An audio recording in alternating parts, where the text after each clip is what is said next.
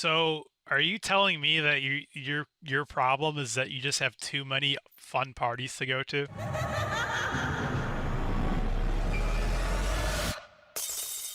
There's only one thing that makes me feel good about myself, and that is welcoming all of you to the Stardom Fan Podcast. I'm Mark. I'm Juno. Hey, buddy. Mark, what do you call a wrestler with Yes. a broken leg?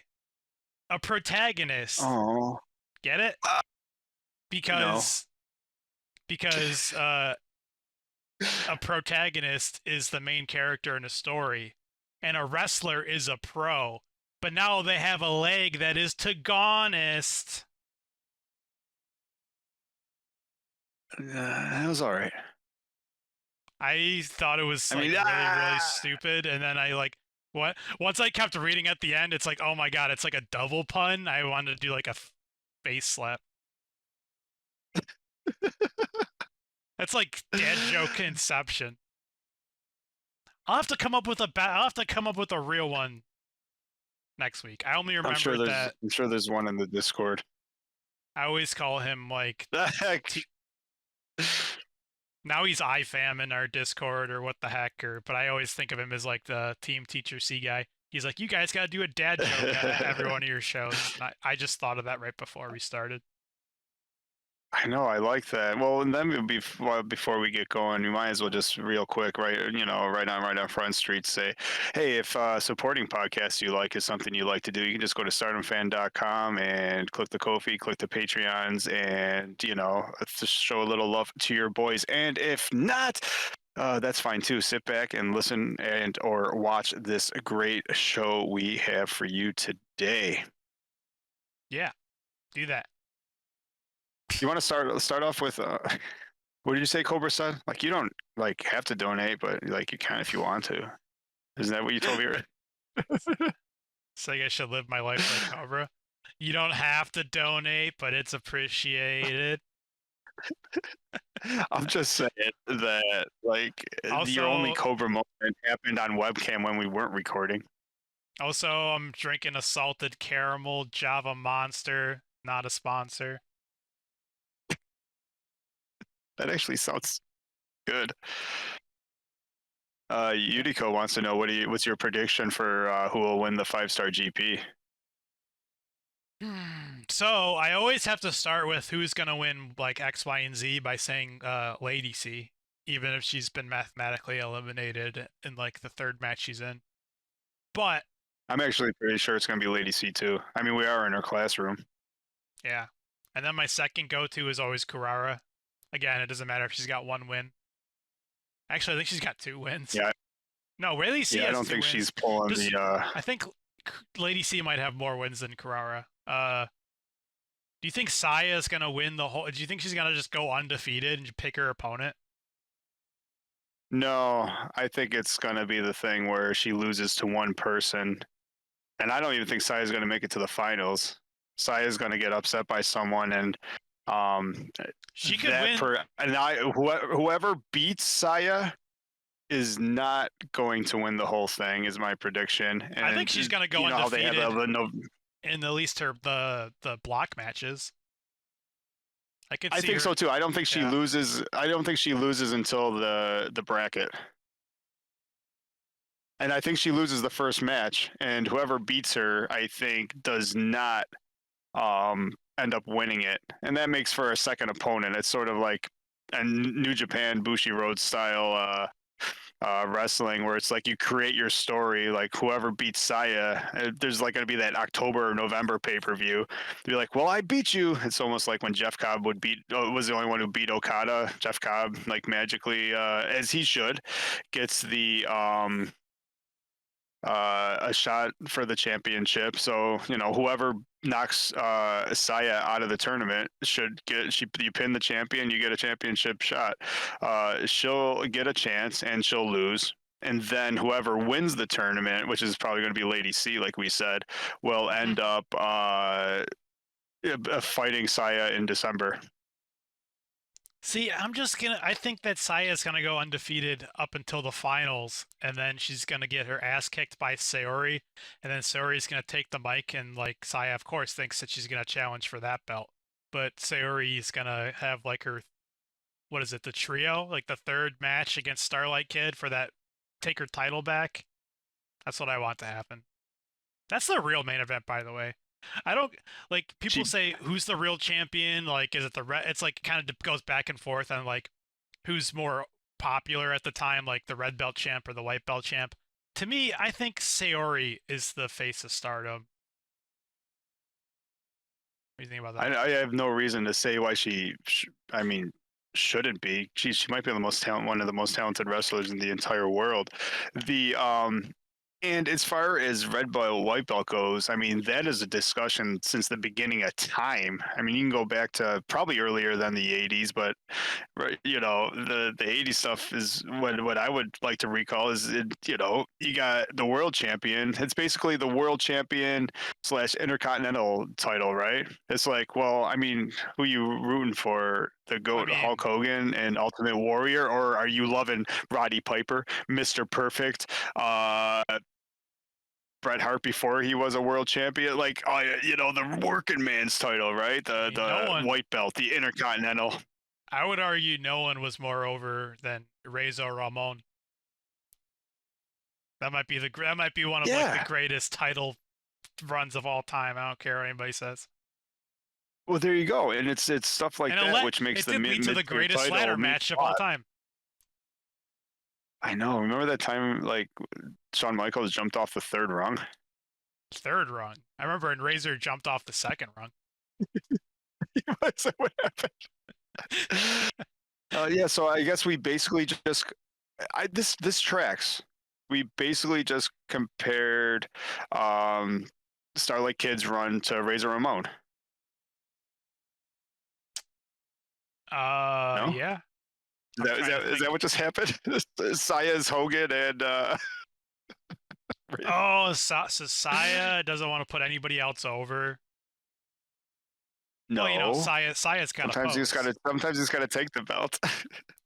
Saya's got a big boot now. All she So, needs to do is like a leg drop. But she boots people. speaking of, I don't know. I hope the next like big show where you can see the screen, because when they're in the little gymnasiums, they don't bring a screen. Because on the first night of the 5-star, there's no way it's coincidence. It's like only like a week or two after Hogan died, and for all people, Hanan comes out, and one of her little AI arts is just says Hanan in the Hulkamania font. Like, that's pretty cool. I wouldn't mind if Hanan just literally stole Hulk Hogan's gimmick. Like Hananamania, like that. I have no reason why that wouldn't work. She's You know already what? donning the yellow most of the time, right? What if Wingori together, like Saya takes, or not Saya, Hanan takes half of Hulk Hogan's gimmick, and Ida takes the other half. Like, I could see It's Saya Ida ripping off the shirt, showing off those 22 with inch her. pythons. Well, I was gonna say showing off her 12-inch pythons, but on her they're huge. Oh man, I love I it. didn't. What a I great start. I had because I had like some social media stuff that I tried to make like audio friendly stuff, not just like here's this funny Yeah, picture. perfect. And then I had Yeah, like this article that I wanted to like go through, that I went through and scanned.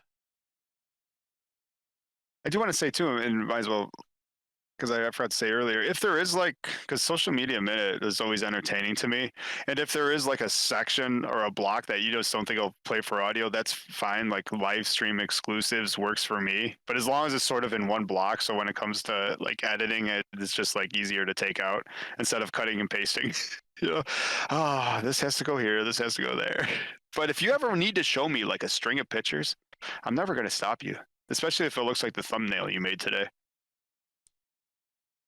So first, I'd love to just go on the news site and just see if there's anything. And there was only like one thing that I thought was funny.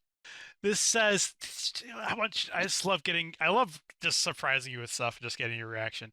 Create your own original merchandise by combining your favorite players. The first item is the Dream Match Neat T-shirt, now available for pre-order for a limited time. So, as a collaboration project, we'll start accepting orders for Dream Match merchandise. What so eligible people: Hanan, Saida, Natsupoi, Soriano, Shuri, Saki Kashima, Maika, Hanako, Azumi, Starlight Kid, Natsuko Tora, Fukigen Death, Suzu, Bozilla, and Saya Kamatani. And you just like pick any of those two and just they'll slap them together on a t-shirt for you. Oh, it's a basically create your own T-shirt. You almost had me at. I thought they were doing one of those shows where you vote to see who you want to fight each other. It's actually pretty cool to create your own T-shirt. That's not a bad gimmick either. Oh, and you can All get right, your who are shirt the names signed. again? Let's create our favorite T-shirt right now. Oh, Hanan, Sai. You can just imagine you can pick any two, and you're like, I just want to have a Wing Gory shirt. Hanan, Yeah, can I just have Saida. a Hanan and Hanan shirt? Oh, I was just about to say that. Can we just have it? Well, All Soriano. right, let's pick two matches because let's assume that we can have one on the front and one on the back. Yeah, yeah. So okay, I agree with you. So the perfect shirt is Sayori versus who? No, just Sayori. Ashima. Just want a Sayori shirt. You know what? Yeah, we'll just make a Sayori shirt. We're good. Perfect. Oh, oops. The perfect custom T-shirt is a shirt of Sayori. Speaking of that, it's like you just made me think of this really quick. I love Sayori when every time she does like posing for photo. You know, she's like too cool to pose or like have Yeah. fun. And then it's like I thought two things about this. I saw this thing where it's like, oh, these new $800 hoodies or not, like they're probably way expensive. But I love when they have merch of they're like, you know what? Why do we need to pay models to advertise our gear? Just here, Saya, this is your hoodie. Go take a photo with it. But the Sayori one made me laugh of her pose. It's just like a thumbs up. Like, yeah, I'm cool. Buy my stuff. I thought she almost was doing the RVD, like pointing to the back of her shirt. That's too much work. She's, Yeah, just one arm. she's like one arm.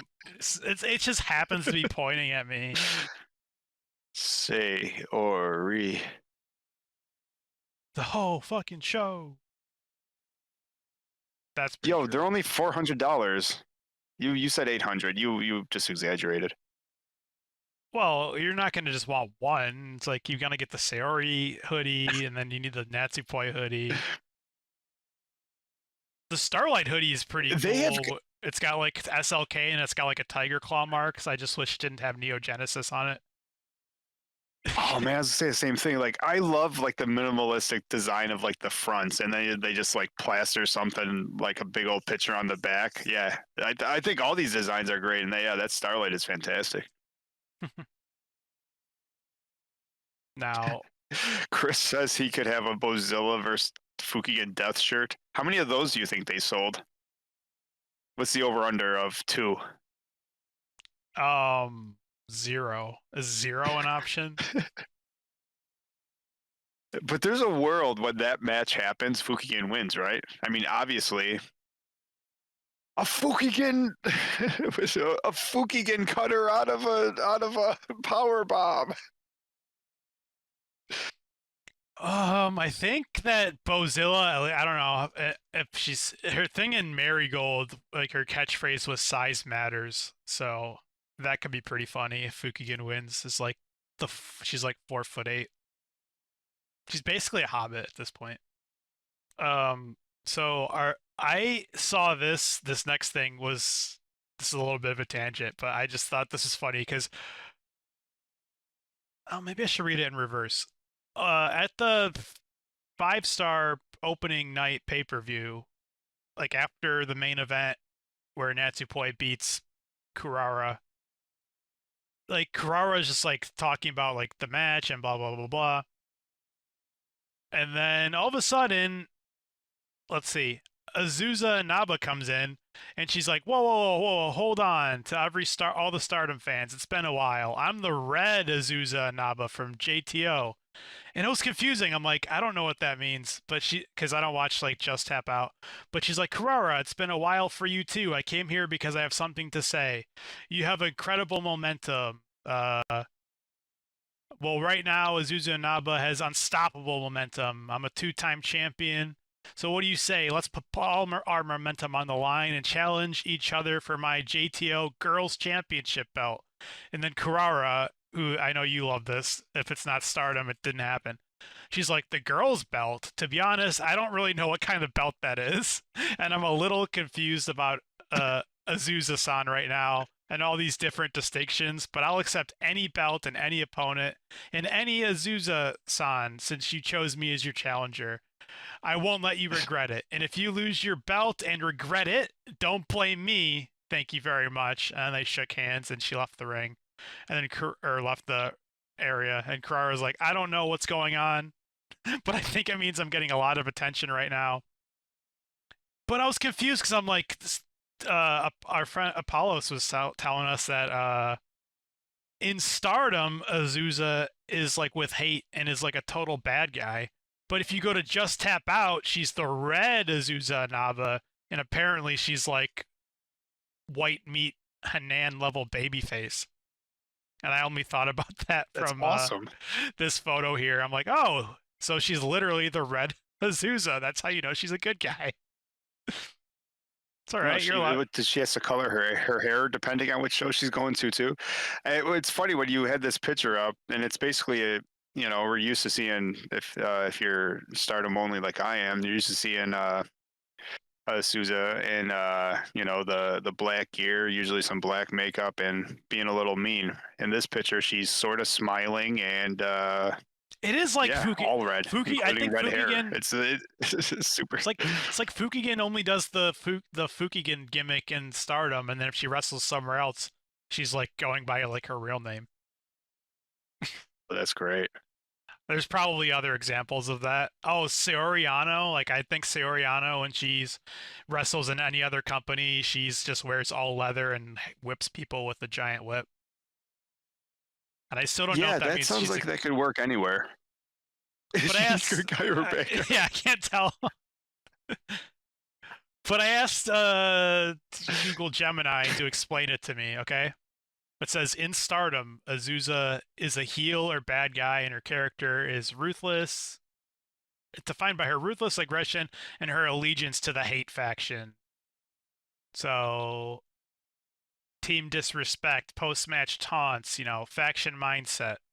But it says in Just Tap Out, she's the complete opposite. She's a babyface and a good guy, and her storyline is centered on her struggle to prove herself and her deep family ties with her sister. So, faction, none. She's a standalone hero. Key relationship. Her sister, Tomoka Inaba, is the top star and champion in Just Tap Out. Her entire character is built around her rivalry and respect she has for her sister. Which is funny because in Stardom, she just hates her sister. As a JTO babyface, and she has a fighting spirit. She doesn't give up, and she wins her matches through skill, determination, and not through cheating. It's like bizarre. It's like literally Bizarro Superman. I I love also it. wonder if that's a different belt or if all the Inabas own belts, because I think Tomoka had a belt too, but I don't remember it being red. I think she was walking out with like a white belt or the like probably the main championship. Because she was a Just Tap Out champion too. Tomoka was. I just thought that was when I saw this photo. I'm like, oh, that's so Oh, funny. it's amazing, dude. Dude, now I feel like I have to watch one of her. I have to see. Imagine like you go to watch like Saya Kamatani is like I'm pretty sure she's still like the Wave champion. Imagine you watch a Wave show and she's like Queen's Quest Saya, and she's like happy Can I and spoil something for you? dancing.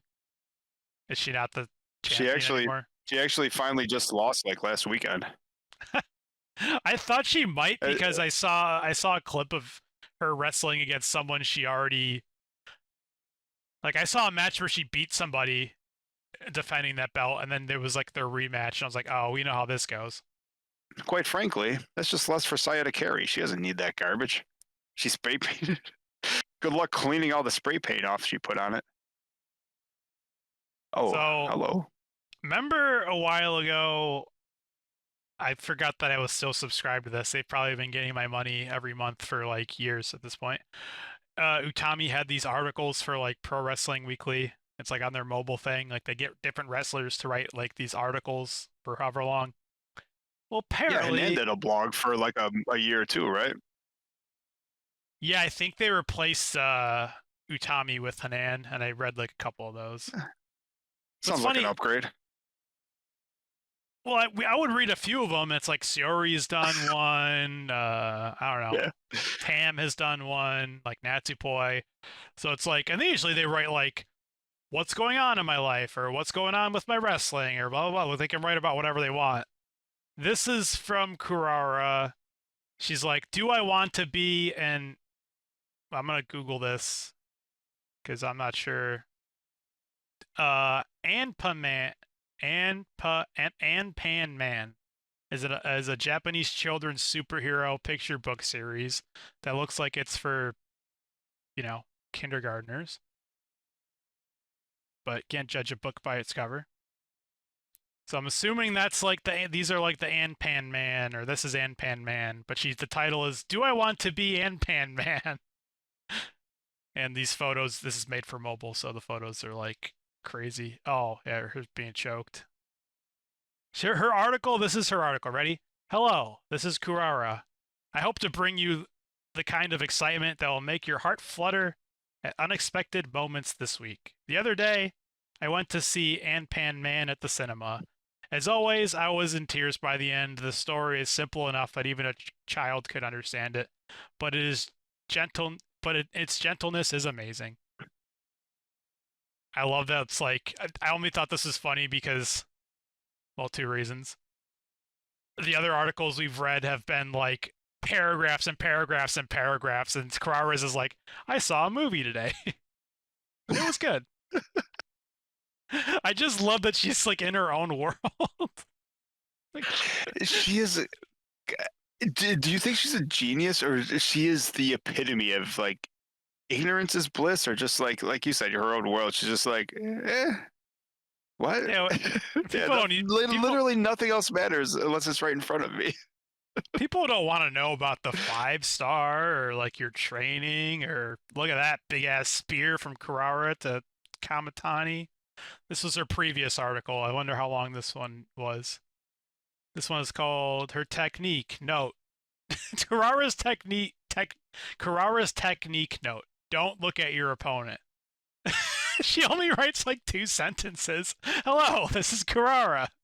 This week, too, I hope to bring you some heart-fluttering moments. Today, I'd like to talk about the techniques I use in matches. Techniques aren't something you master once you've learned them. The field changes each time you use them, and they change shape as you play more matches. Oh, wait, is there more to read? Dude, first of all, let me tell you why that's hilarious. Because you've shared with me the Utamis and you've shared with me the Hanans, and that is like a blog. That is an article they wrote. And not that they didn't always make sense. Like Hanans was funny too. She's like, "Yeah, then I used to get on the school bus, but there was at least a whole bunch of fluff, right?" But Yeah. it's just that Carrara is funny. She's like, "Yeah, I woke up and I'm gonna fight today. Hope to make you happy." I guess that's the article. This was just for you. Every time I see a thing of Thekla, I'm like, if you probably want to see it. I do, but she's just the longer she's in America, she's just gonna blend into every other generic blonde. Well, she's gonna be like the freaky spider on Ring of Honor.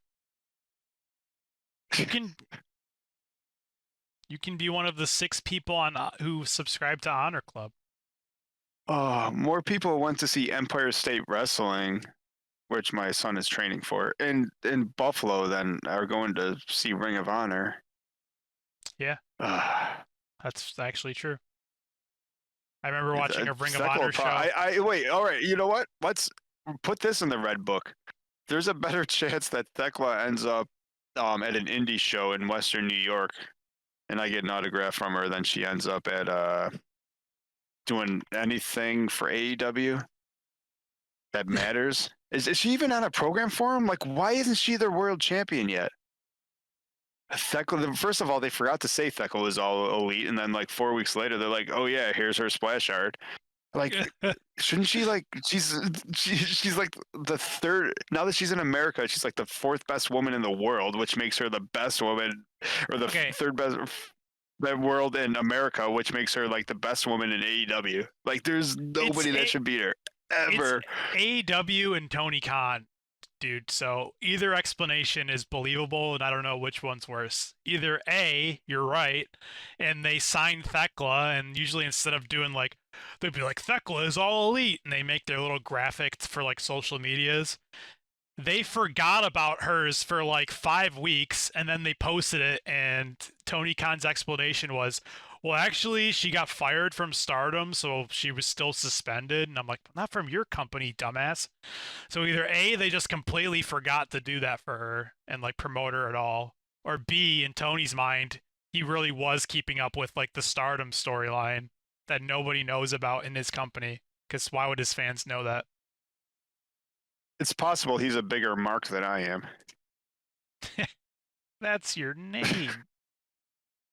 What has he said? Didn't he say something like who his two favorite non or his two favorite Japanese wrestlers in the world are? Did you see that? I think You it might have been the was one that shared it with me. you're qualifying it. He said his two favorite. I think he said his two favorite wrestlers that aren't in AEW are Azumi and Starlight Kid. And I said, please keep Starlight Kid away from him. Yeah, that was a good punch. You didn't care what he did with Azumi, but keep Starlight Kid as far away as you can. Also, Momo Thekla Watanabe. owes fucking Azumi a broken shoulder. Poor Momo. Yeah, but Please keep everyone her likes away. Momo Watanabe. But just Even keep her fucking away. Cornette knows what a Watanabe is. Everyone knows Watanabe. It's just fun to say. Watanabe, Watanabe, Watanabe. You can even be like the one English commentator and be like Watanabe, and that's fun to say that way too. That is fun to say. Sometimes when you watch like the commentators and they say something wrong or not the way you're used to hearing it, it gets annoying. But then you hear Watanabe and you're like, huh, yeah. I'm in on that. This next thing made me laugh too. So I think this is just like a photo that you can get like a signature or maybe a special note or whatever. But it's like Magical Ami is like until today only, the premium version. Choose like your favorite like wrestler and get a handwritten signature. And then that was 13 hours ago, and then like a couple hours later, she goes, "I'm sorry, I told a big lie. It's actually the 14th, so you still have time." That was Ami. I just thought it was funny where she's like, "I'm sorry, I told a big lie. You still have a couple more days to order my photo." Oh, that's awesome. Um, How awesome is Ami? Is she like undefeated in the 5-star too?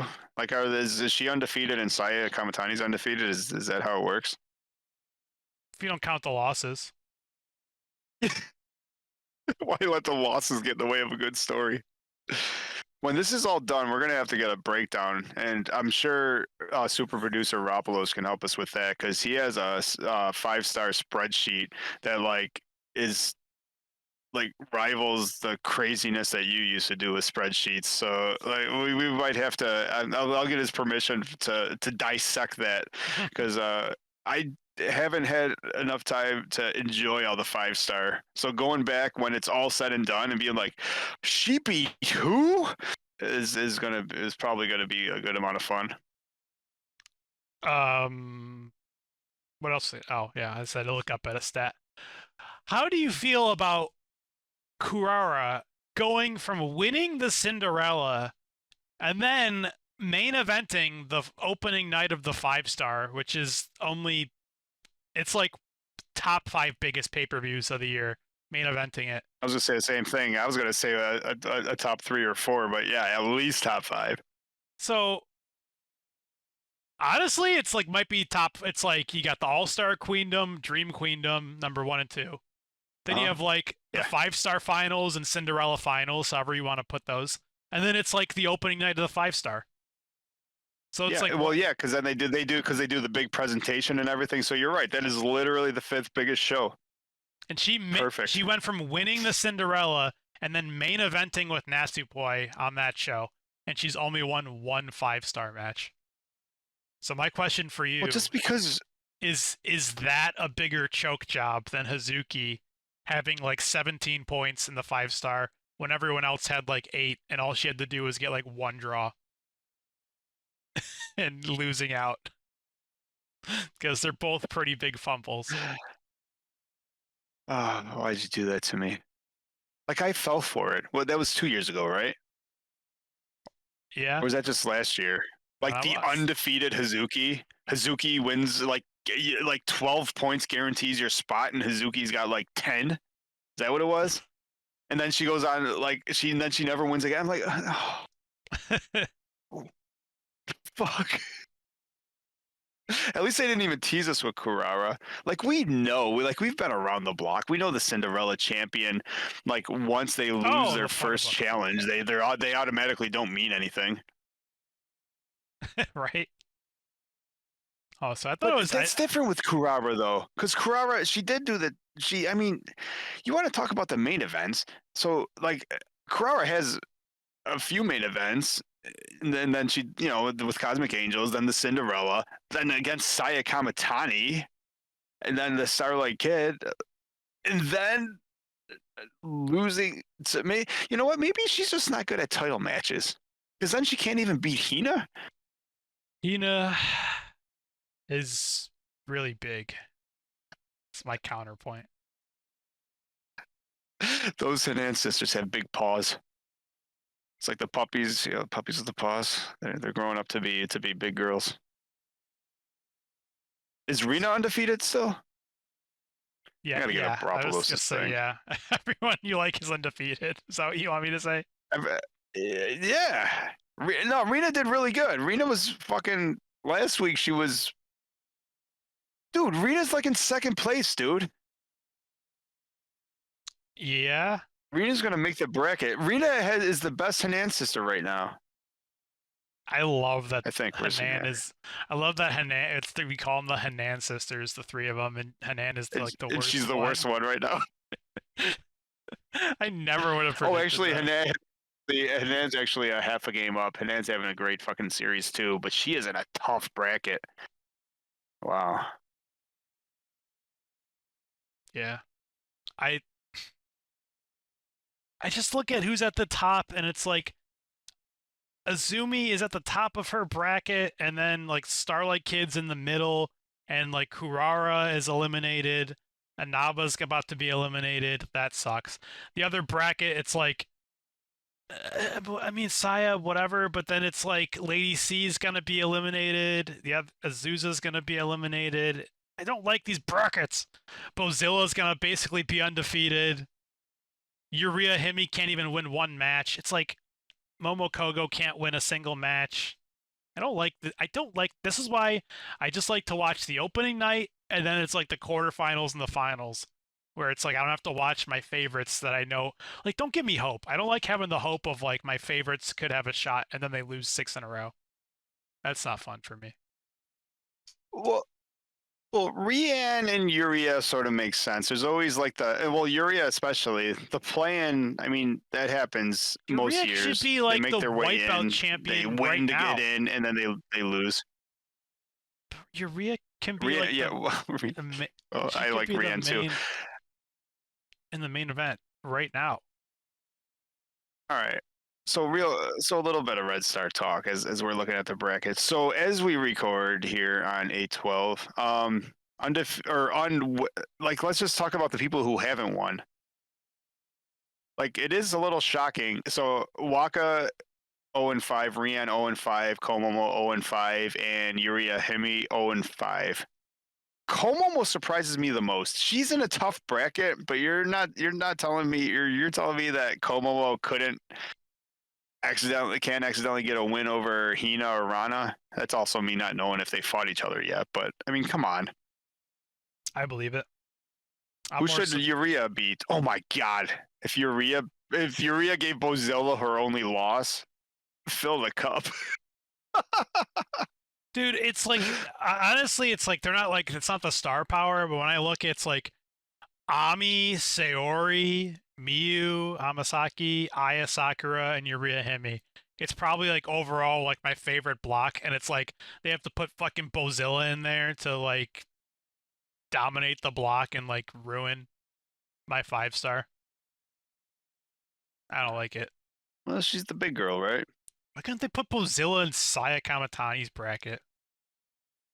Next slide, please. On your PowerPoint. I did like talking a little 5-star though, but I wish it's been a busy summer. I wish I could have watched all these matches, but I'll go back. We'll go back and watch a bunch of talk. I mean, Hanan has more wins now in this one 5-star than she has in her previous couple combined. Like Hanan's doing a great job. Hanan can make the bracket. Like there's a lot of excitement happening. Yeah. But on to Saki. The Wild Saki. Oh. So I believe that Saki is capital Saki is defending her. What do you even call it? Her colors. What's the little the belt with just like the stuffed animal? She's defending her belt against an old lady, and both of them have a different stipulation that you could vote on. And Saki's like, just, you can vote for my stipulation if you want. And I said, okay, Saki. And I voted for whatever she wanted for her. Yeah, I don't even know what it is, but you win. The old lady, it's funny, I don't know what the old lady that she's going to wrestle wanted to do a bikini contest. Oh. And this is for like their, man, we gotta watch a color.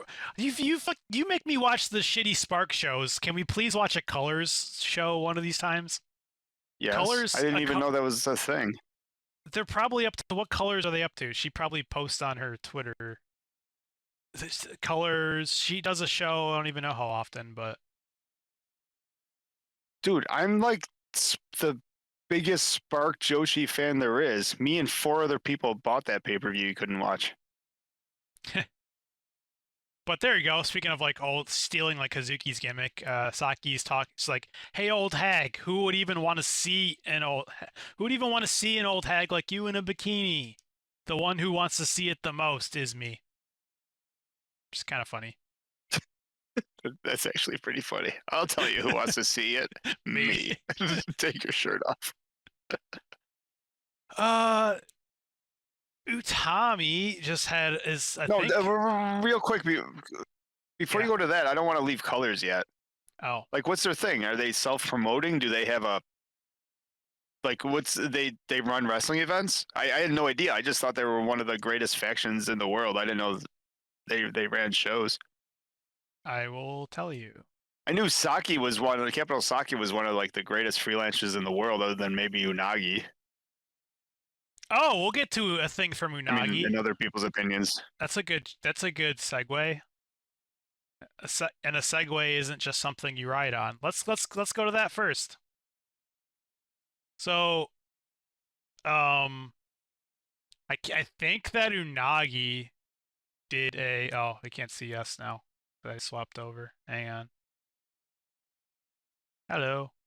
I think that Unagi did a show at like Corkin Hall or something that did not do well at all. I think she lost a lot of money, like $100,000 or something like that. So she said, I think it was at Corkin, but it was like a big show that like she said she lost a bunch of money at, and then her thing was, you know what? I'm gonna do it again. So announcement on Saturday, August 16th. We're going to take back our 16 million yen, and it won't end until we send 3 million yen in merchandise. Oh, also, I would like to sell tickets too, if possible. So we prepared super cool goods, yo. will we hit 100,000 subscribers on the YouTube channel? It'd be awesome if you came that day. So everybody, please keep the 16th free. So that's kind of crazy. Yeah, that's Unagi for you, I guess. She has nowhere near the drawing Natsupoi and Sayori, is what it seems like to me. Or Saki. I don't think Saki's ever lost 100 grand on a wrestling show. Yeah, or apparently Saki. Yeah. She lost So $40 on a wrestling show once.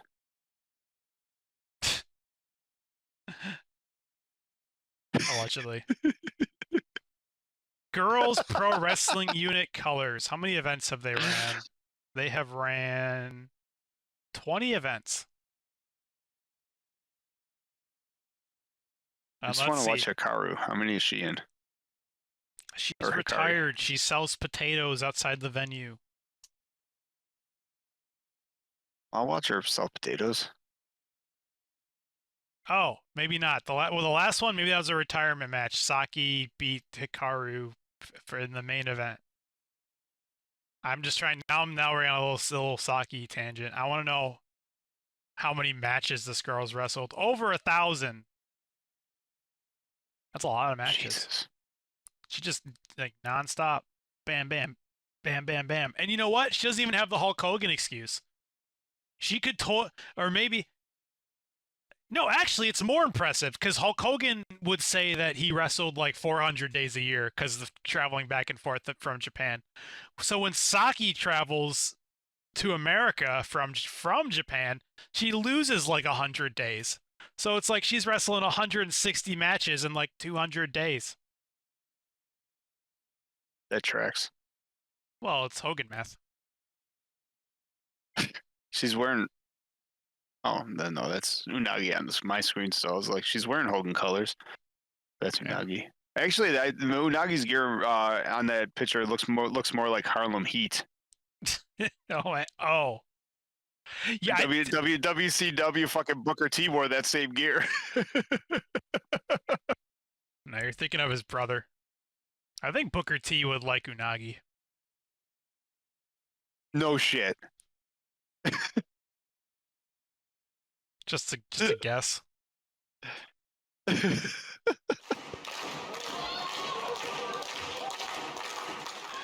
Utami's 7th anniversary of being a pro wrestler. Or it's her 6th anniversary, and this is her 7th year. I don't know. And she's got a brand new photo book. That's pretty cool. Hooray. Hip hip. Hooray. Hip hip. Hooray. But Rossi Ogawa has a message. Utami's debut anniversary. Having been in contact for 7 years, there aren't many athletes as kind as her. If I had to name someone, maybe Shuri. The other day, after the Hiroshima event, a bus carrying about 10 athletes headed to the station to catch the last train to Tokyo. We were at the exit, but got stuck at a crossing for a long time. With less than 10 minutes until departure, everyone got off the bus, headed to the ticket gate. It was a long walk to the gate, and everyone else ran full speed. Utami noticed I couldn't run and stayed with me. I kept saying it's hopeless, just go ahead, but she encouraged me, saying it's okay, we'll make it. We passed through the gate with 1 minute to spare. As the departure signal sounded, we jumped on the train. Truly, if it wasn't for Utami, I wouldn't have made it home. Except for the next train. So, I was going to say, he just told the story like it was like something out of World War II. It's like, oh, and the bullets were flying, and Utami came back to save me like Forrest went to get Bubba. And he was like, hey, Lieutenant Dan, you're there too, but you don't have any legs. And he's like, let me die. You just save yourself. But Rossi, Lieutenant Rossi said, but Forrest Utami was like, no, I will leave no man behind. And she throws Lieutenant Rossi on her shoulders and runs back to safety. Or in this context, poor Rossi almost missed the bus.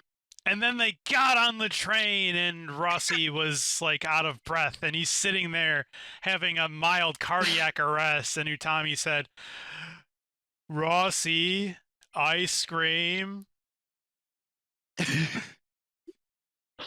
And I digress. I just thought it was funny that Rossi made it sound like that Utami saved his life because she decided to walk with him. He wouldn't have made it home if it wasn't for her. Ever. Ever. The motherfucker's drapes himself in gold. He couldn't just like fucking hire a driver. Dude, they don't the do guy that over there. he pulled a Vince McMahon. Like, remember when Vince McMahon got forced out of WWE, and then he was like dressed like a James Bond villain for a while? Everyone's like, "Oh my With the god." old stash. Yeah, like the jet black hair and the Vincent Price mustache. Well, I like it. Rossi gets kicked out of or quits, fired, whatever. They let his contract run out, whatever they worded it, from Stardom. And they're like, oh no, poor Rossi. It's like he has no job. And then he just fucking shows up in New York City wearing head to toe Gucci. Yeah. Yeah, but he almost never made it home again. If it wasn't for Utami, he would have never made it home ever again. Because as we all know, there's only one train in and out of Tokyo. And she made sure that he got on it. By the way, So stupid. Mayu Iwatani, the greatest Superfly champion in Marigold history, probably. Also, I like this belt. This belt looks really nice. But I was reading this it might be this article, it might be a different one, because I have a lot of articles I was going through. If not, this is just a fun read. If it is, I had like something I wanted to say about this article. So I went through and I scanned this article for us to go through from this magazine. Like, explain what you literally did. You took your Yeah. you said. I think it's awesome. I scanned a magazine. So you're the. So I don't know. I find it cool. You're the guy that like took a magazine down, scanned it, and translated it to be able to read the fucking book. Like, who does that? I think that's cool. And also, real quick, like you did say, I think the joke was you wanted to read an article to say that you read Ring Plus for the articles, because quite frankly, Ring Plus okay, so doesn't always have a cover like this. Ring Plus is often a little bit hotter. Not saying Maya's not hot. All of a sudden, she's in Marigold. She shows cleavage. Rossi definitely has his input on that.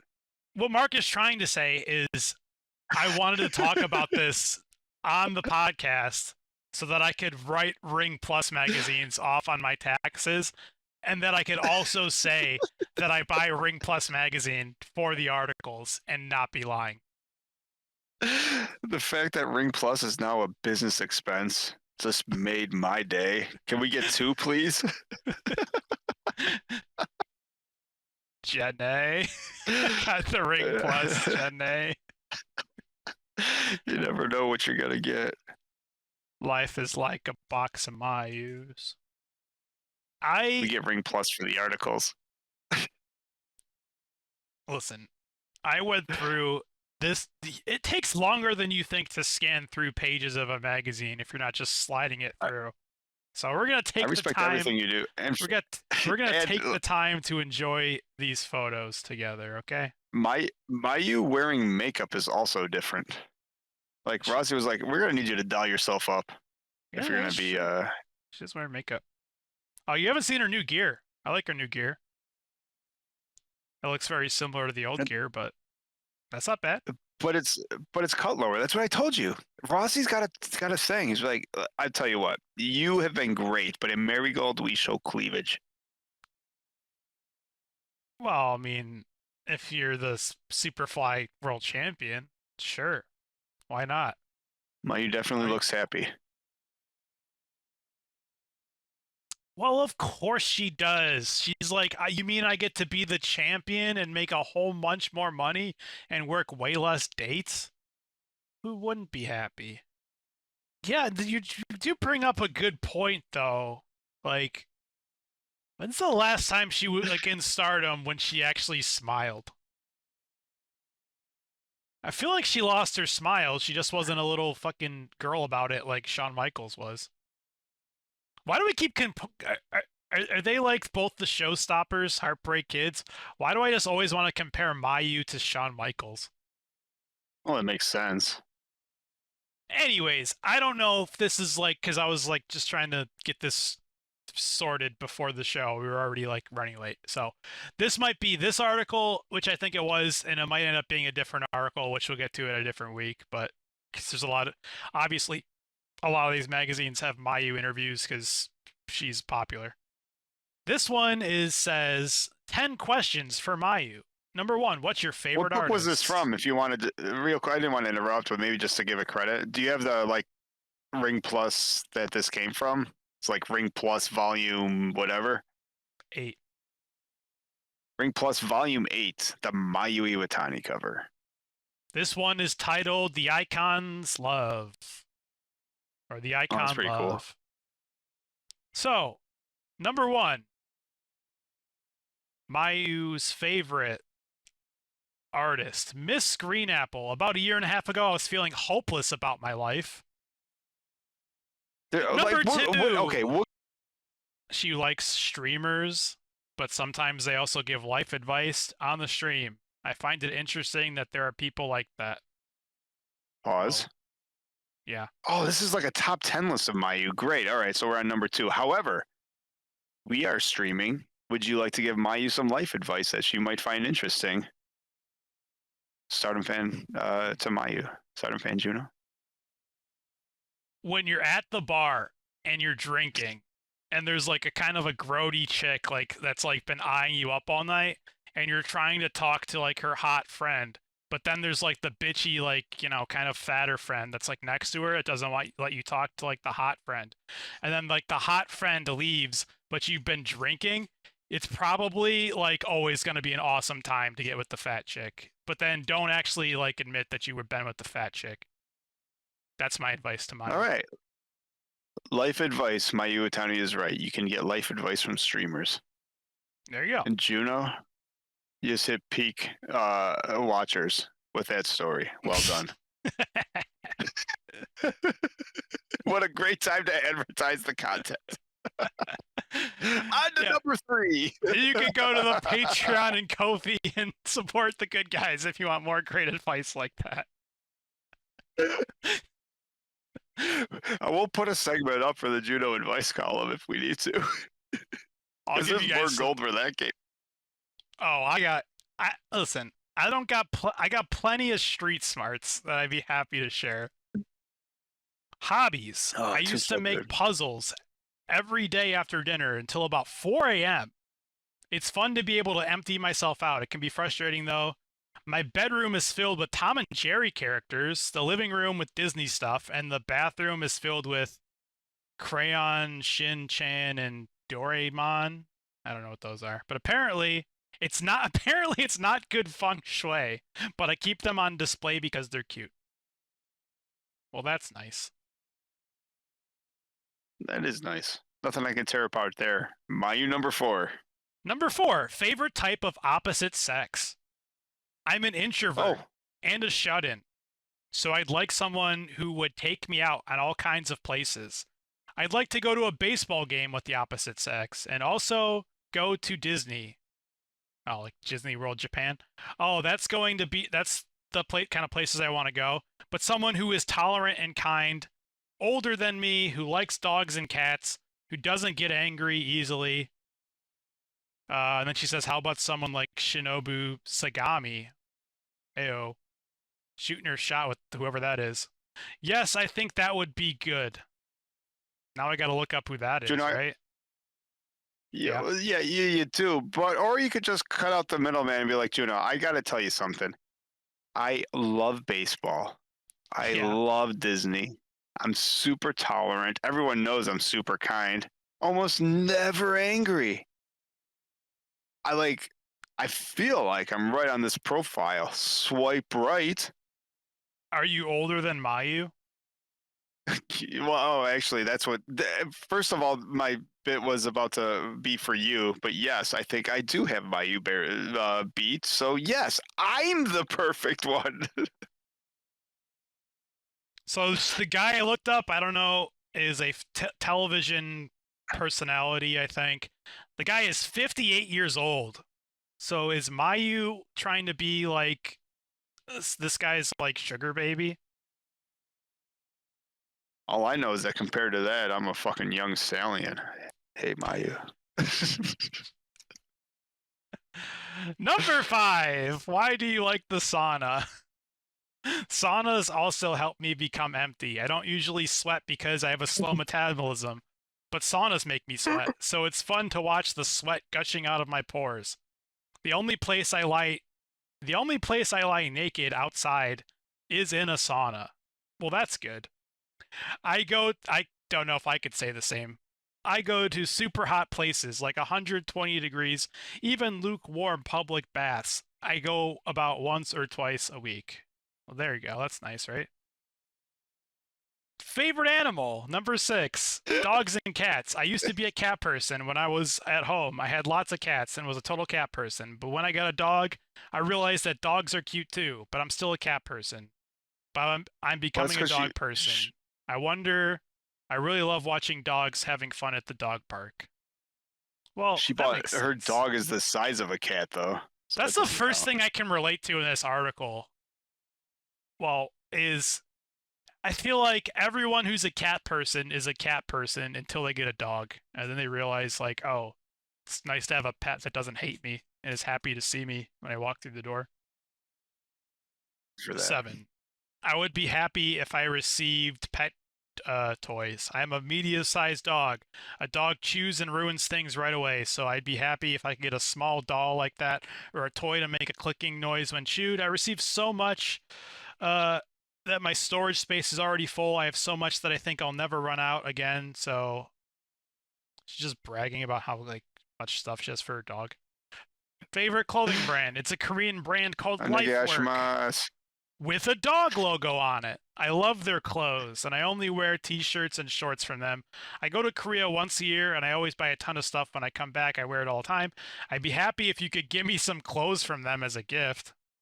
Man, she just wants people to buy her things. Number 9. The favorite part of your body. She Oh, says, my armpits. hold on, dude. I have more Before you went muscles. there, I was gonna ask what your favorite was. My favorite Mayu body part. Yeah, Her little like fang. She still have a fang, kinda, before she got rid of it. yeah, Before kind of. she got braces. Well, she would say her armpits, and that she has more muscle than she expected. What I don't like is my nose. I've always been self-conscious about it being low. I wish my lips were more arched. I wish I was born with prettier lips, with more upturned corners. And my knees, they're a bit chubby. So I think I'd look younger if I slimmed them down a bit. So from this article now, that's 3 body parts. Now 4 body parts I've never thought about. Now I'm like gonna check the mirror and be like, do I have good lips? Is my nose good? What about my armpits? How about my knees? I gotta tell you, Mark, I read this article before. I don't know how. I mean, well, I know how. I was definitely drinking when I was reading this article, but I don't remember any of this. The reason she hasn't been able to laugh out loud for the past few years is actually, I've been getting orthodontic treatment for about 2 years. She says, I'm happy. I wonder why. Oh, because I go to the beauty salon. So she's just happy that she's pretty now. Well, that was true. She goes, I never told anyone I was getting braces until now. In fact, I had braces with wires for about 2 years. The top one is braces and then something, something, something. I had braces. When I smiled, the braces underneath were visible, so I couldn't smile much. I can smile with all my heart now.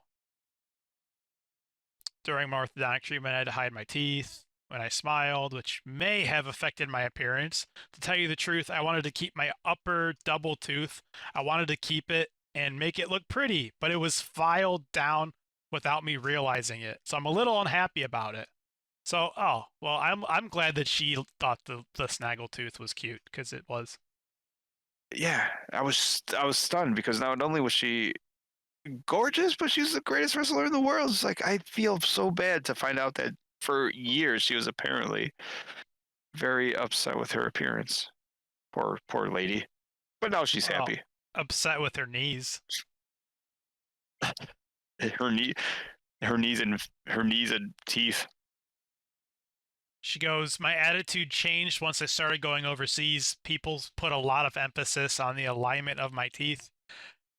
So I had Wait, various opportunities to really? People appear. have? She's basically saying like she was bullied. Like, I think she's saying that no one gives a shit about your teeth unless you're in America. That's like a big thing in America, and nowhere else cares. There's not a lot of places else in the world that cares how like if your teeth are white and straight because it doesn't really matter. oh yeah, I think you're sort of right. But she Or whatever. says I I was worried the digress. wires would break during a match, so that's kind of surprising. She was wrestling for years with braces and just hiding it. I never noticed. And you're a fucking nuanced type person. If anyone would have noticed something like that, like, hey, what's in her mouth lately? Well, I knew she had like the Invisalign stuff for like years, but I didn't know she had like Oh, braces. Unless that's what it translates to, because I noticed that. But what did she say? This she says I decided I had no choice to do it. Maybe before I turned 30, I thought it would be better to do it now than after I quit wrestling and stopped appearing in public. She also talks about her eyes are different sizes. Like Jesus. They say crooked face teeth mean crooked faces, but it doesn't bother me at all anymore. If I look closely now, there's still quite a difference. But when I ask other wrestlers, some of them say things like, "I actually like my left eye better," or it's pretty thinking about it now. Maybe it got smaller because I was hiding it. I think my facial expressions have improved too. I haven't had a plastic surgery, but when I look at old photos, I think to myself, I guess people will say I had plastic surgery. My family members huh. say that quite often too. It's true, my facial expressions have become brighter. Since I started working at Marigold, I think my inner self has become brighter and it shows on my face. Well, she's super happy apparently, huh? I will give you that. See, this is the time you should go on your rant about. I'm so happy now that I'm in Marigold. I can smile, and it's like, yeah, man, it sucked being in Stardom when it's like you're literally the greatest like New Japan champion of all time, and they're making a fucking movie about your life. They didn't treat you like a goddamn queen doing tours for your movie that they financed?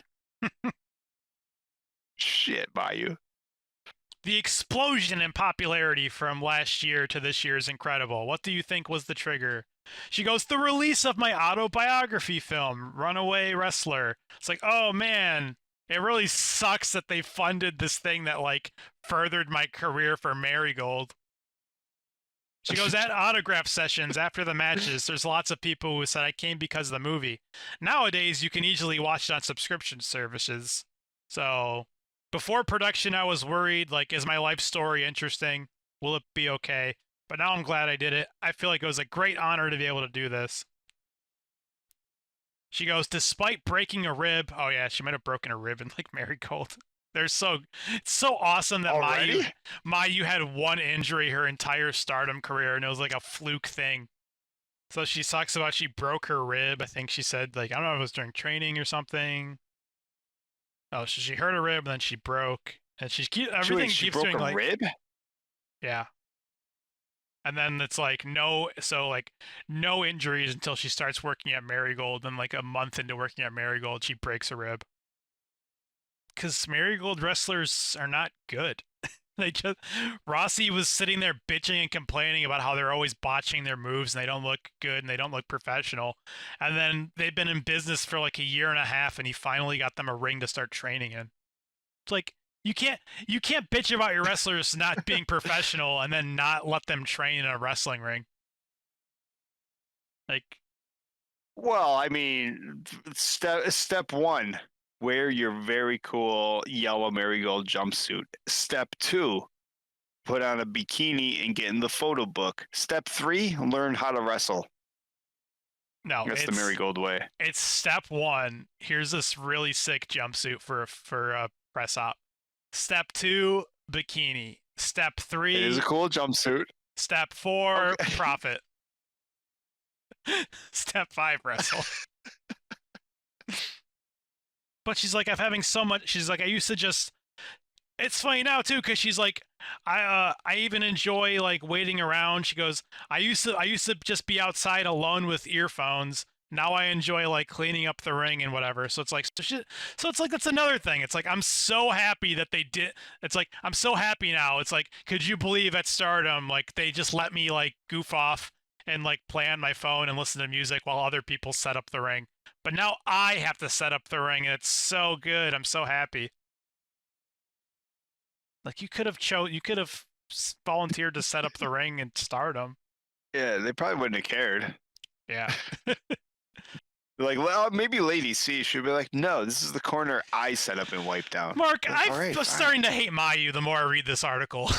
It's like, it's just mainly just because she's like, I'm having so much fun in Marigold now, and it's like, which just implies she was miserable in Stardom. And I'm like, why? Why was Stardom so bad? And it's like the interviewer is like, so you like to do like autograph signings now, but isn't that hard? It's like you spend an hour or two after every show.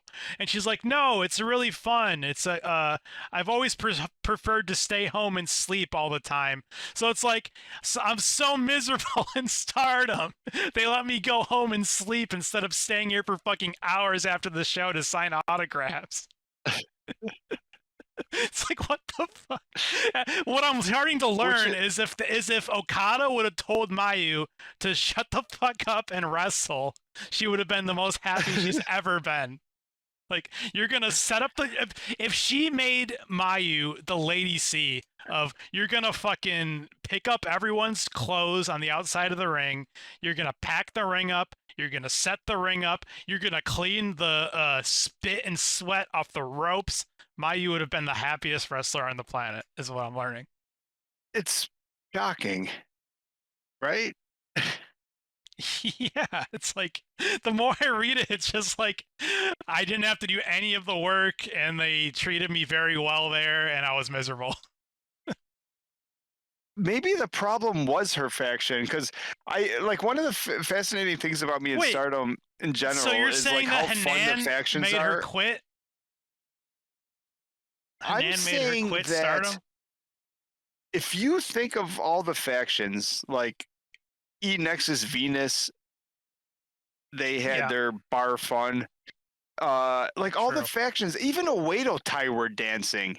You never saw, like when it came to stars, they were never in a group as a faction. Like there was stars, and then there was Wing Gory hanging out, and the kids hanging out. And then there was like Mayu and Komomo hanging out, but they didn't. Yes, exactly. They never all liked each other. Like all the other factions liked each other, and Mayu was just the leader of a faction that obviously they all hate each other, because the second Mayu left and Hanan said, I'm in charge, everyone else was like, okay, bye. Yeah, obviously they all hate each other, because the second Mayu leaves for no reason and with no payoff, and for it not to lead to anything storyline wise, Hazuki and Koguma just say bye. Also, like they all, first of all, that just proves they all hated each other for a long time, and they all wanted to leave, and they stayed because they respected Mayu. No Mayu, fuck you. It's like a married couple that don't like each other, but they're staying for the kids. Once the kids are gone, it's like, well, daddy's gone, so or the kids are gone, I guess, I'm gonna go out for some milk. So this is something else too. In a different interview, Mayu, I think this is why I wanted to read this article. It gave me this thought. Mayu, like when she left Stardom before she joined Marigold, and then when she joined Marigold, she said like because obviously EO is doing very well, EO Sky in WWE, and Kyrie is doing very well in WWE, and Asuka, and then even on AEW, there's Mina and Momo, even Momo Watanabe is in AEW from time to time, and it's like people are like, so she basically said, I don't want to go to America because I like living in Japan. It's my home. I'm like, okay, cool, fair enough. But then she's like, got two options. She could go to like a company, like probably Marigold or maybe Just Tap Out or whatever. Or unless she's going to retire, she could just be like a Saki or Risa Sarah and be freelance, right? Those are your two options. Be freelance are three options. Retire, freelancer, or with a company. And she's like, I thought about being a freelancer and I didn't want to have to do all that work for myself. It's like, I just like the company to do it for me. Fair enough. That's what her answer was.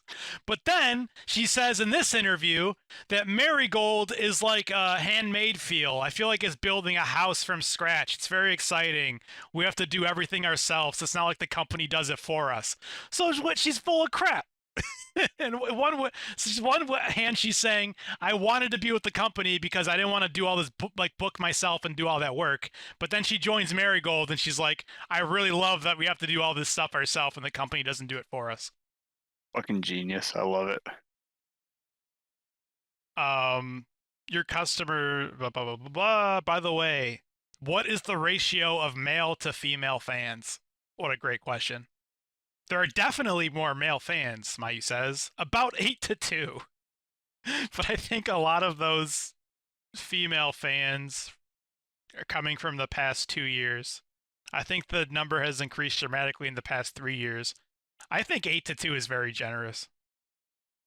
First of all, like if 8-2, like because I watch a lot of shows. If 8-2 is the crowd in Japan, then it's 10-0, like in an AEW show. like I'll watch American shows. I'm like, oh my god, I think I saw a woman over there, and there's women all over. Fuck it, there's women and like young girls that like love Stardom shows. So I would say in WWE. In WWE, it's like 7-3 because it is sort of like a family show, like family company. So they do get a lot up there of like too. Maybe a lot of it's kids, a lot of women drag to it. Yeah, I would probably say 7. I mean, women like that product too. Like, there's a lot of good women wrestlers to root for. So that's a good product for that. Taking out the front row of AEW shows, because that's always like your crazy hardcore fans. Every woman I've ever seen at an AEW show looks pissed to have been dragged to watch this. Like, I feel like every woman I see in like the 10th row up, they thought they were like coming to see like WWE, and it's like AEW, and they're like very confused. They're like, "Where's John Cena?" When it came to pro wrestling, it's a long article. I told people around me, I think I'll be a scary senior. I want to let my anger out and get really angry, but so far I've never gotten angry. I think I got angry once, well, maybe just to give a warning. And she goes, pro wrestling is life or death thing, so you should be a bit more aware of that. But I haven't fought anyone with such a short career yet. I haven't gotten to the point where I'm angry because I can't have the matches I want. I mean, I skipped a little bit, but it's like, that's kind of interesting, I guess. So, with Mayu joining the group, talking about Marigold, the gloomy atmosphere has disappeared. It's become brighter. And then she's like, who said that? And the interviewer is like, oh, a staff member. And then Mayu says, what, like asking a question, was it a gloomy atmosphere before I arrived? And then they put in parentheses, she has a wry smile. So she's like, oh no, was it? So I changed the atmosphere here? Oh, shucks. Probably. Marigold in general was Utami, Mirai, Mai Sakurai, and then a bunch of shitty wrestlers, right? So adding Mayu obviously helps. Well, you tell me if this is taking a shot at Utami here. She goes, Marigold, talking about Marigold, had a slightly shadowy image. I thought it was a little dark. The top athlete, Utami Hayashishita, It says she says is not bright, so I assume that means like not cheery, like happy. She goes, she's not bright, but rather cool. Oh And no, no, then she meant literally. oh no, She's that was dull. the She's that dumb. was that was the actually that was the interviewer. And then Mayu says, "That's right. If I had to say someone who's a positive person would be Mirai. She's bright." That's right. My Sakurai also said that. So she's and then Mayu says, "I guess she's I don't know who she's talking about, but she said I think she calls my Sakurai ladylike, and then says to someone else is cool and unladylike." She's just a take. I feel like that's kind of a shot. She's like the tone here is really shifted and is bright. Well, that's because I'm here now, and Utami was like the main star here. Actually, if she actually cared about Marigold, she would know that Julia is the top star of Marigold, and the idiot broke like her arm against Suri in like the first match and totally ruined their entire plans for like a year. Ugh, Well, Suri. I'm calling Suri the idiot, by the way. It's not Julia's fault that Suri broke her arm. Oh, Suri's the greatest thing to happen to Stardom. They got rid of that IWGP belt, so we don't have to fucking worry about it on our show anymore. Mayu says, "I never hated Stardom, and it was really fun." I'm gonna cut that. She spent fucking 2 decades there. Of course she didn't hate it. What the fuck? She goes, "I never hated Stardom, and it was fun." And then she pauses and goes, "I wouldn't say it was fun. It was fulfilling." If something unpleasant were to happen, you'd probably just think maybe that's what happened. But all right, Marigold seems like a comfortable place, but Ogawa's presence plays a big role in that comfort. And she's like, "Yeah, that's right. Everyone feels like family." Okay, that's the other thing. It feels like a handmade feel. It's not like the company has prepared everything for us, so we feel like we have to take the initiative and do things ourselves. So Rossi's fucking lazy and makes the wrestlers do what the promoters should do, and that makes Mayu happy. But when the company does what the company is supposed to do, that makes Mayu mad or upset. Mayu's, Mayu's just happy to have Daddy back. But that's the That's thing. all. It's like just say that. Every interview she does is like contradictory, and it's like just say I want less dates and I want to be the star and I want to be I want to be basically what I was in Stardom, where I have the championship and I'm the face of the company, but I make more money and I work less dates and everyone says I'm awesome, and I like to say that.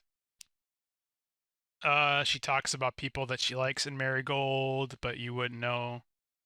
She just was talking on that page, a lot of that page about just like people. She did shit on one wrestler. She's like, I was watching this one wrestler and I didn't think they were very good. But Mayu's in like and I think she calls her fat, where she's like, I don't have to wrestle her because this is like a 55 kilogram or whatever. This if it, whatever the flyweight title is. She's like, this is my division, so I don't have to wrestle her. Wait, that's like so Mayu's basically whatever that stupid belt is. It's like their cruiserweight belt. It's like their high speed belt, basically.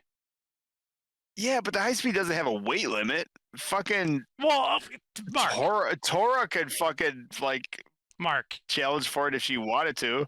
Mark, if it's a Rossi Ogawa promotion, there's always a weight limit. Yes, but not per belt to get hired. And I can't even get mad because that's also how you can. That's also like a Cosmic Angels Tam Nakano rule. You're Well, not. yeah, but the thing with Tam Nakano is she'll work with you.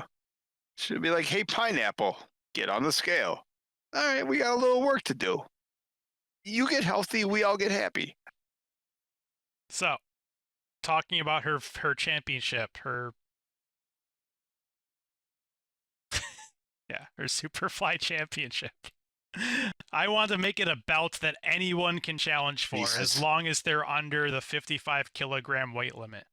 So lose some weight, you fat fucks. No, I don't want to lower the bar, but Marigold has a red belt and a white belt. So I think people with less experience can also challenge for the flyweight division. So, for example, if Go Chica were under 55 kilograms, it'd be a good level for her to challenge. Oh. So she says you're not good enough to challenge for the red or the white belt. And also, you're fat, bitch. Lose some weight. That's how I took that. Yeah. She goes, Marigold has a red That's what belt she said. and a white belt. So I think people with less experience can also challenge for my belt. For example, if Go Chica wasn't fat and was under 55 kilograms, it would be a good level for her to challenge. I mean, I added a couple words in there, but not many. However, that's interesting. However, Go Chica has grown in size, so it'll be difficult for her to take on the challenge. By the way, would you like to be the main character then? And she says, no, it doesn't have to be the main event. Anywhere that's there's a red belt, white belt tag match, even the first match, that'd be fine. She goes, I thought Iwatani was someone who wanted to be in the main event. She goes, not at all. On the contrary, I feel more at ease when there is a match coming up. I'd like to defend my title against various opponents, even if just in the preliminary match. That way I'll be able to defend my title more often. I also think it depends on my skill, whether I can put up a good fight. I don't really have a specific person in mind that I want to do it with. I hope more people will come along and say, I want to catch the super fly that Mayu has. Hooray. Who did Mayu beat for this belt? She comes to the company and just like super kicks the head off some poor little startup that's trying her best. You remember when Stardom fans' favorite rookie Yuzuki was like, Mayu, I want to be with you forever. And then 2 weeks later, she quit and joined Marigold. So Mayu comes into Marigold, and basically Yuzuki's whole thing was Rossi was trying to turn her into Mayu Iwatani, where she dresses like Mayu and talks like Mayu and does all Mayu's moves. And then Mayu comes in and beats the shit out of her and takes her title because she's just copying all of Mayu's like shtick. It's basically like fake Diesel and fake Kane, but it's like Yuzuki's good, isn't she? Well, like fake Diesel, which was Kane, is better fake than Diesel is also good. Fake Diesel was better than real Diesel, and but that's not what it was. It was like fake Kane, who was like Luke Gallows, is worse than real Kane. We had like fake Mayu Yuzuki was trying to be real Mayu. Real Mayu's always gonna be better. Juno, I'd like to thank you for everything you do. That was awesome. We had a social media minute.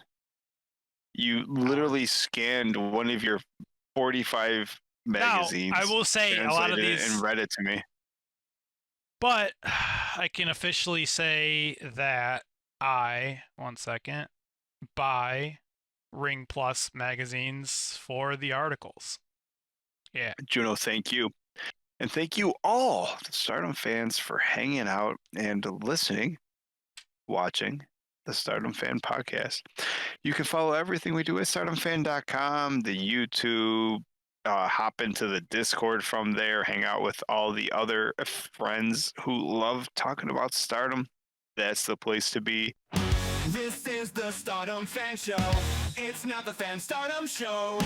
This is my favorite show because it is our show. If this was your show, you probably like it more than we would. That's just because it was your show, but it's not your show. It's the Stardom Fan Show.